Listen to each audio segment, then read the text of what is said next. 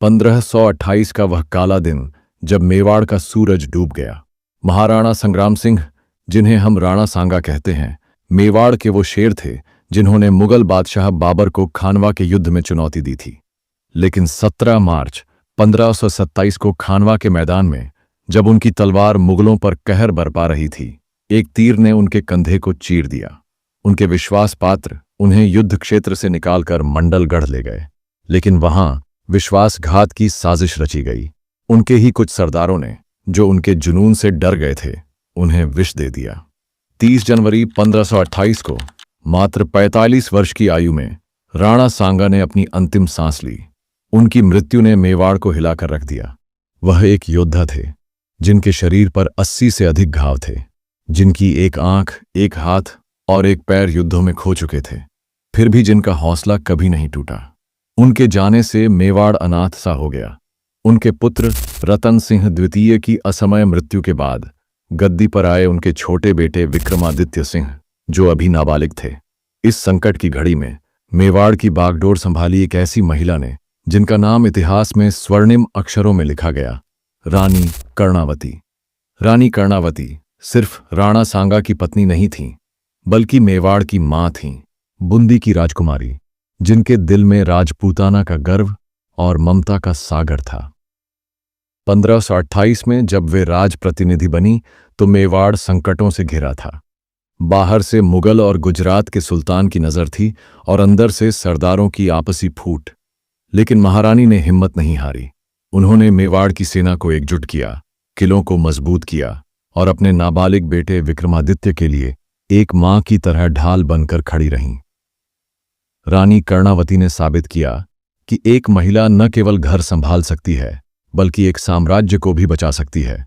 उन्होंने रात दिन मेहनत की, सरदारों को एकजुट किया और मेवाड़ की जनता में विश्वास जगाया। लेकिन 1535 में एक ऐसा तूफान आया जिसने मेवाड़ की नींव हिला दी। गुजरात का सुल्तान बहादुर शाह, जिसने मालवा को जीत लिया था, अब चित्तौड़गढ़ की ओर बढ़ा। उसकी आंखों में लालच था और सेना में आधुनिक तोपें। यह चित्तौड़ की दूसरी घेराबंदी थी जो इतिहास में अमर हो गई। 1535 का वह साल जब चित्तौड़गढ़ का किला युद्ध का मैदान बन गया। बहादुर शाह की 50,000 की सेना ने किले को चारों ओर से घेर लिया। उनके पास तोपें थीं जिन्हें यूरोपीय विशेषज्ञ चलाते थे। ये तोपें चट्टानों को चूर कर सकती थीं। दूसरी ओर मेवाड़ की सेना में केवल 30,000 से 40,000 योद्धा थे, जो रानी कर्णावती के नेतृत्व में विक्रमादित्य के नाम पर लड़ रहे थे। चित्तौड़ का किला, जो अपनी ऊंची दीवारों और गहरी खाइयों के लिए मशहूर था, अब आग की चपेट में था। घेराबंदी महीनों तक चली। राजपूत योद्धाओं ने हर हमले का जवाब दिया। रात के अंधेरे में छापेमारी की, दुश्मन की तोपों को नष्ट करने की कोशिश की और किले से तीरों की बौछार की। रानी कर्णावती किले के भीतर थीं, हर सैनिक को प्रेरित करतीं, हर परिवार को हौसला देती। लेकिन समय बीतने के साथ रसद कम होने लगी। भोजन और पानी की कमी ने योद्धाओं को कमजोर किया। किले की दीवारें टूटने लगीं। रानी जानती थीं कि अब अंत करीब है। इस संकट में रानी ने मदद की उम्मीद में मुगल बादशाह हुमायूं को पत्र लिखा। हुमायूं, जो बहादुर शाह का दुश्मन था, मेवाड़ की मदद कर सकता था। कुछ कहानियां कहती हैं कि रानी ने हुमायूं को राखी भेजी, उन्हें भाई बनाकर मदद मांगी। लेकिन इतिहासकार इसे मिथक मानते हैं, क्योंकि समकालीन स्रोतों में इसका कोई प्रमाण नहीं। हुमायूं ने ग्वालियर तक सेना भेजी, लेकिन वह समय पर नहीं पहुंचा। शायद वह अपनी बंगाल की जंग में उलझा था, या शायद उसने जानबूझकर देर की। रानी कर्णावती अकेली पड़ गईं, लेकिन उनका हौसला नहीं टूटा। जब किले की दीवारें चरमराने लगीं और दुश्मन के प्रवेश की आशंका बढ़ गई, रानी कर्णावती ने एक ऐसा निर्णय लिया जो उनके मातृत्व और दूरदर्शिता का प्रतीक बना।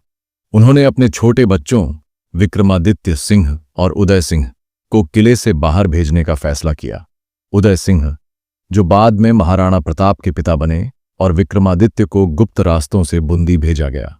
बूंदी के हाड़ा राजा सुरजन सिंह उनके रिश्तेदार थे और वहां बच्चों की सुरक्षा सुनिश्चित थी।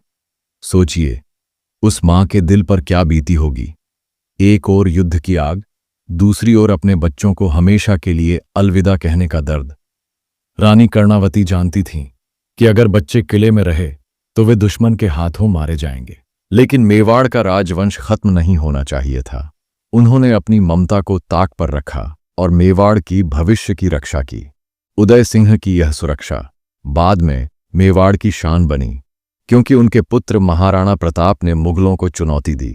रानी का यह बलिदान सिर्फ आग में कूदने का नहीं था, बल्कि अपने बच्चों को छोड़ने का भी था। 8 मार्च 1535 वह दिन जब चित्तौड़गढ़ की धरती खून और आग से रंग गई।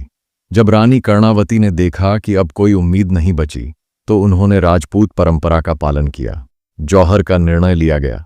जौहर वह परंपरा जिसमें राजपूत महिलाएं दुश्मन के हाथों अपमान से बचने के लिए स्वयं को अग्नि में समर्पित कर देती थीं।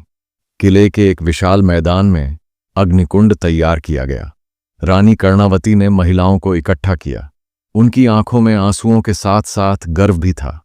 सोचिए उस मंजर को।